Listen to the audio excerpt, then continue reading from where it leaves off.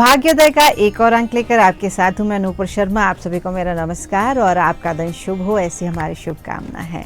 और अगर जब हम दिन बिताते हैं तो हमें अपनी दिनचर्या पर भी खास ध्यान देना चाहिए, क्योंकि इससे ही हम जीवन में आगे बढ़ सकते हैं, सफल हो सकते हैं। और अगर किसी सफल व्यक्ति से आप उनकी सफलता का राज पूछेंगे ना, तो वो भी यही बताएंगे कि हर कार्य उन्होंने अपने समय पर पूरा किया और इससे ही उन्हें लाभ हुआ और जीवन में आगे बढ़ पाए वो।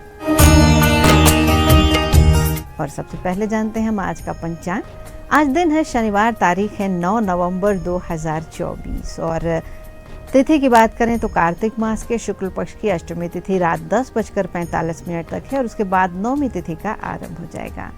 श्रवण नक्षत्र दिन में 11:47 तक है और उसके बाद धनिष्ठा नक्षत्र का आरंभ होगा। आज ध्रुव योग है और अभिजीत मुहूर्त दिन में 11:48 से दोपहर 12:32 तक है।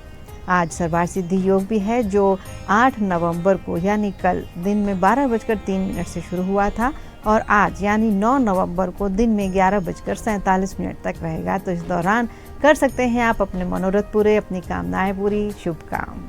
राहु काल का समय सुबह 9:25 से 10:48 तक रहेगा, तो इसका ध्यान जरूर रखें। इस समय कोई नया काम शुरू ना करें। आज सूर्य तुला राशि पर है और रात 11:27 तक चंद्रमा मकर राशि में है और उसके बाद कुंभ राशि में गोचर करने लगेंगे। आज दुर्गाष्टमी का व्रत है और गोपाष्टमी भी है आज, और ये हुई त्योहारों की बात। और आज मंगल ग्रह की बात चलिए करते हैं। मंगल ग्रह सौर मंडल का सबसे लाल ग्रह माना जाता है। पृथ्वी से इसकी दूरी अधिक होने के बाद भी इसका असर हमारे जीवन पर प्रत्यक्ष रूप से पड़ता है, क्योंकि इसमें ऊर्जा अधिक है और ऊर्जा और पराक्रम का एक कारक भी है। ज्योतिष ग्रह में मंगल को एक क्रूर ग्रह के रूप में माना जाता है। साथ ही ग्रहों के सेनापति का दर्जा प्राप्त है मंगल ग्रह को। मंगल ग्रह मेष राशि और वृश्चिक राशि का स्वामी है। सूर्य, चंद्र और बृहस्पति इसके मित्र ग्रह हैं। बुध इसका विरोधी ग्रह कहलाता है। शुक्र और शनि सामान्य रहते हैं मंगल के साथ। और मंगल 3 नक्षत्रों मृगशिरा, चित्रा और धनिष्ठा का स्वामी है। मंगल की वस्तुओं की बात करें तो रक्त, मूंगा, लाल मसूर और नीम का पेड़ मंगल का होता है। और मंगल का तत्व अग्नि है। मंगल की दिशा दक्षिण है और मंगल की ऋतु ग्रीष्म है। और सबसे सामान्य जो हमें दोष सुनाई देता है वो होता है मंगल दोष। तो कुंडली में मंगल दोष कैसे बनता है? जब कुंडली में मंगल ग्रह के कुछ निश्चित भाव में होते हैं तब इससे इस दोष का निर्माण होता है। कुंडली में जब मंगल प्रथम भाव पर, चतुर्थ भाव पर, सप्तम भाव पर, अष्टम भाव पर या द्वादश भाव पर विराजमान हो तो जातक मांगलिक कहलाता है। और वहीं अगर प्रथम भाव में ये मंगल है तो व्यक्ति के स्वास्थ्य का, चतुर्थ भाव में माता का, सप्तम में जीवन साथी का, अष्टम भाव में मृत्यु तुल्य कष्ट का और द्वादश भाव में जेल और अस्पताल के खर्चों का कारक होता है। ज्योतिष शास्त्र कहता है कि कुंडली के द्वादश भाव में मंगल दोष हो तो वैवाहिक जीवन के साथ ही शारीरिक क्षमताओं में कमी, क्षीण आयु, रोग, द्वेष, कलह और क्लेश को जन्म देता है। मंगल दोष हो तो जातक का स्वभाव गुस्सैल, क्रोधी और अहंकारी हो जाता है। ससुराल पक्ष से रिश्ते खराब होने या बिगड़ने की वजह भी मंगल दोष हो सकता है। और मंगल ग्रह मजबूत कब है ये जानना हो तो ये देखें कि अगर हम ज़रूरतमंदों की मदद करने के लिए हमेशा तैयार हैं, क्रोध को भी लोगों की भलाई के काम के लिए लगाते हैं, उससे प्रेरित होते हैं, लोगों के उत्थान के लिए संघर्ष करते हैं, साहसी हैं, अपने देश के लिए लड़ते हैं, उसके लिए सोचते हैं और अपनी शक्ति का उपयोग दूसरों की मदद के लिए करते हैं। अपने क्रोध और प्रतिक्रियाओं पर नियंत्रण रखना हमें आता है और हमारा क्रोध यदि है तो निस्वार्थ है, किसी खास उद्देश्य के लिए अपने जीवन का बलिदान करने के लिए भी मंगल ग्रह के अच्छे होने वाले लोग तैयार रहते हैं। स्पष्ट रूप से बोलते हैं, सच बोलने से नहीं डरते हैं, चाहे वो सामने वाले को कितना भी कठोर क्यों न लगे। शारीरिक रूप से भी जिनका शरीर बहुत अच्छा होता है, रक्त विकारों से मुक्त होते हैं, ये जान लीजिए कि उनका मंगल ग्रह मजबूत होता है। और जब कर्क राशि में मंगल है या फिर उसे नीच भंग राजयोग यहाँ पर प्राप्त है, मकर राशि में 28 डिग्री पर भी मंगल सबसे मजबूत माना जाता है। स्वराशि वृश्चिक और मेष में हो तो भी मजबूत माना जाता है।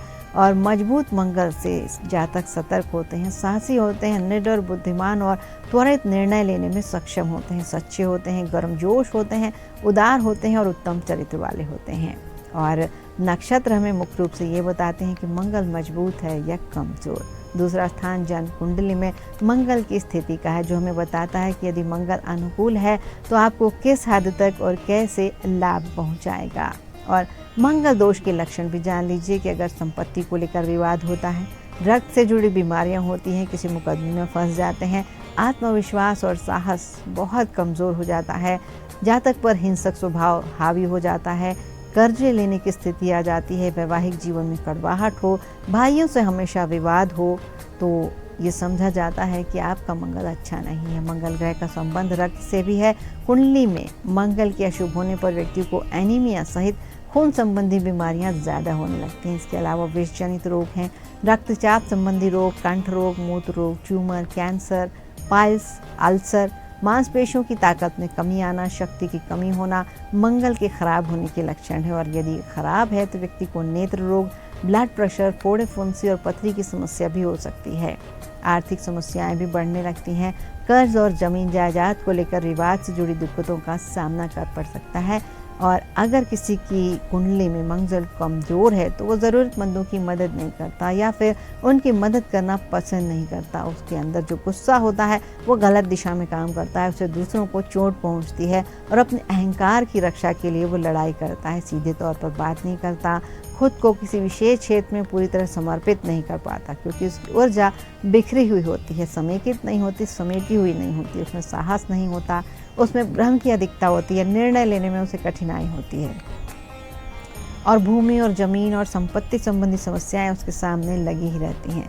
वो जिस देश या जिस स्थान पर रह रहा होता है उसका सम्मान नहीं करता। शारीरिक स्तर पर इसका परिणाम ये होता है कि व्यक्ति को हर समय समस्याओं का सामना करना पड़ता है, उसका शरीर कमज़ोर हो जाता है। और अगर मंगल दोष का वैवाहिक जीवन पर क्या असर होता है ये जानना भी ज़रूरी है। किसी जातक की कुंडली में एक ग्रह की दशा खराब होने पर उसे कई तरह की शारीरिक, मानसिक और आर्थिक परेशानियों का सामना करना पड़ता है। अगर मंगल ग्रह खराब है और आप मांगलिक हैं तो 28 वर्ष की आयु तक मांगलिक दोष का प्रभाव बहुत अधिक होता है। कई लोगों की राशि और कुंडली में 28 वर्ष की उम्र के बाद इसका असर समाप्त हो जाता है, लेकिन कुछ लोगों के लिए इसका असर पूरे जीवन भर रहता है। मांगलिक दोष की वजह से दाम्पत्य जीवन पर बुरा असर पड़ता है, विवाह में देर होती है, कई तरह की रुकावटें आती हैं विवाह में, और विवाह हो भी गया तो जीवन साथी से सही सामंजस्य नहीं बैठ पाता है।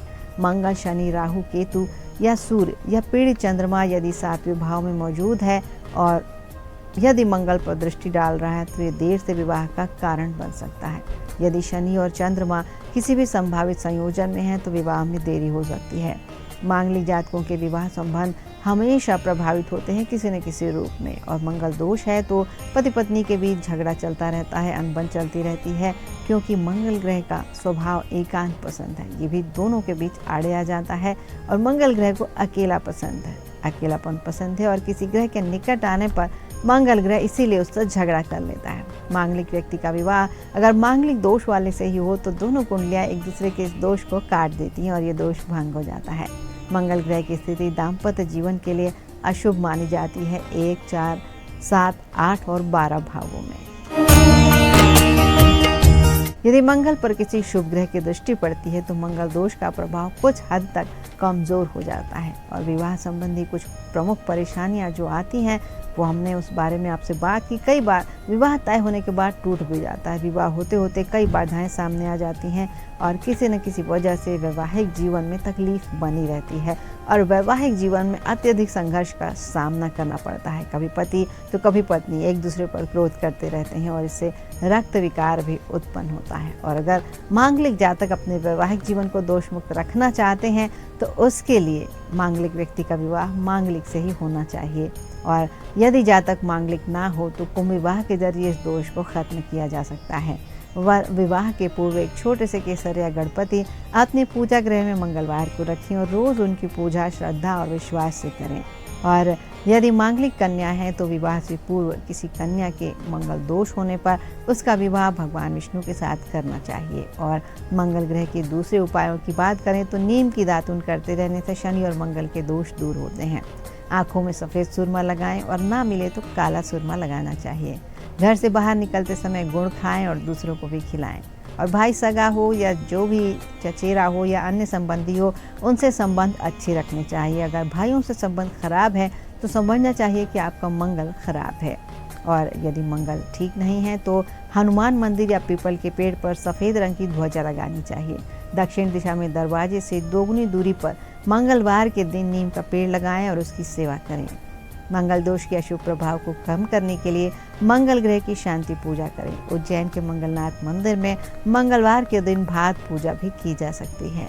लाल मिर्च, गेहूं, गुड़, तांबा, मूंगा, लाल रंग के कपड़े, शहद, लाल रंग की मिठाई, मसूर की दाल, लाल फल, लाल फूल, लाल चंदन, इन चीज़ों का दान करें या मंदिर में चढ़ाएं।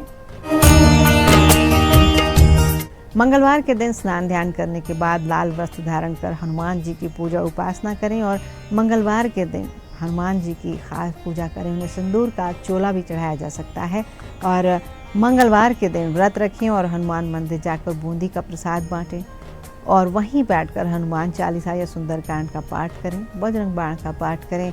और सबसे बड़ा उपाय ये है कि अपने अहंकार और क्रोध पर पूरी तरह नियंत्रण रखें। शिवलिंग पर लाल रंग के पुष्प अर्पित करके भगवान शिव और शक्ति की पूरी श्रद्धा से पूजा करें तो भी मंगल दोष में कमी आती है। कुंडली में मंगल समस्या दे रहा है तो शहद नहीं खाना चाहिए, बल्कि हर मंगलवार को शिवलिंग पर शहद अर्पित करना चाहिए। और चांदी की चौकोर डिब्बी में शहद भरकर रखने से भी मंगल का दुष्प्रभाव कम होता है। घर में आने वाले मेहमानों को मिठाई खिलाने से भी मंगल दोष कम होता है।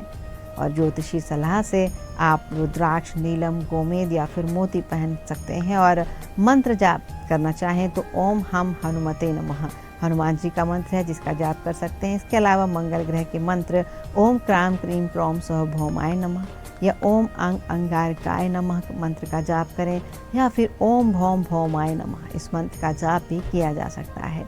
और यदि कुंडली में मंगल कमजोर है तो आध्यात्मिक अनुशासन का अभ्यास करके और हनुमान जी के समान गुणों को विकसित करने पर ध्यान केंद्रित करें।